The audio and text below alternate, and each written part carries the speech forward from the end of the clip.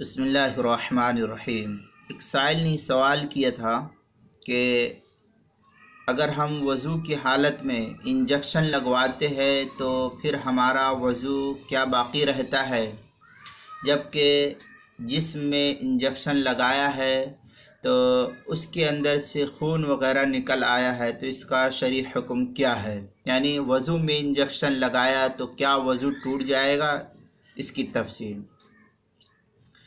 तो इस सिलसिले में ये जानना चाहिए कि अगर वज़ू की हालत में हम में से कोई भी शख्स जो बावज़ू था, जिसमें किसी बीमारी या किसी और वजह से इंजेक्शन लगवाया खून निकलवाने के लिए, या कोई बीमारी थी या कुछ भी था, बुखार वगैरह थी, जिसकी वजह से इंजेक्शन लगवाया और उससे सुई के अंदर खून नहीं आया है, जो सलाइन होती है उसके अंदर खून नहीं आया है।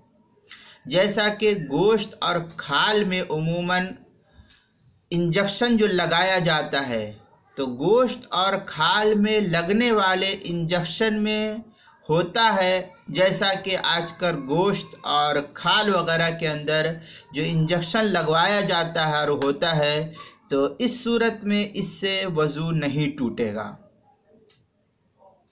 और अगर इंजेक्शन लगाते वक्त सुई में बह पड़ने की मिक़दार में खून आ जाए, जैसा कि कभी कभी रग में इंजेक्शन जो लगाया जाता है, तो रग में लगाए जाने वाले इंजेक्शन के दौरान खून होता है, तो उससे वज़ू टूट जाएगा।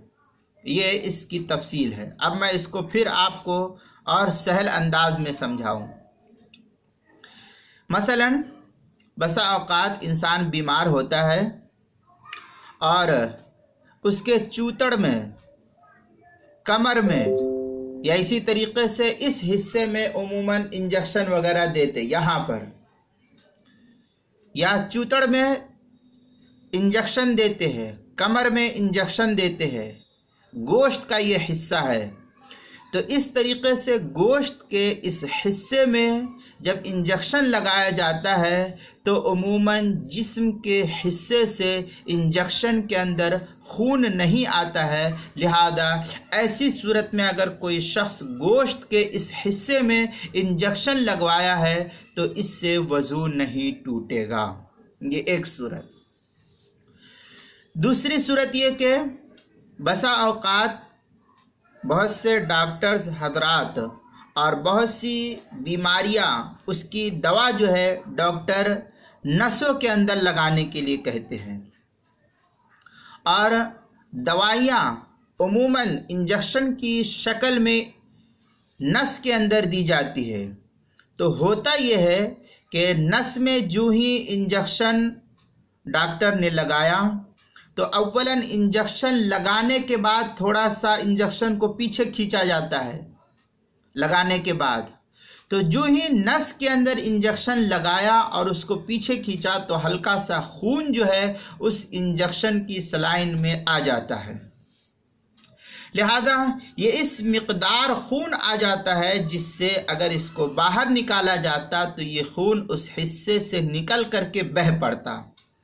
इस मिक़दार में जो सलाइन में, सुई में खून आया है, ये नवाक़िज़ वज़ू में से है। लिहाजा इस सूरत में अगर इंजेक्शन देते वक्त इस तरीक़े से इंजेक्शन में खून आ गया है, तो बहर सूरत हम में से जिस किसी के साथ ये मामला पेश आएगा, उस शख्स का वज़ू टूट जाएगा। अब इस शख्स का ये वज़ू बाकी नहीं रहेगा।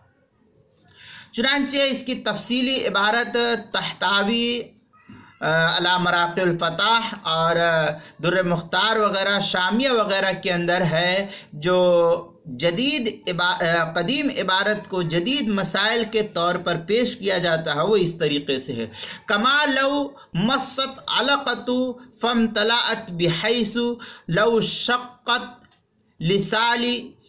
लिसाइली मिन हद्दम कदाफी हलबी, ये तो तहतावी अला मराक़िल फलाह की इबारत है सफ़ा 48 की।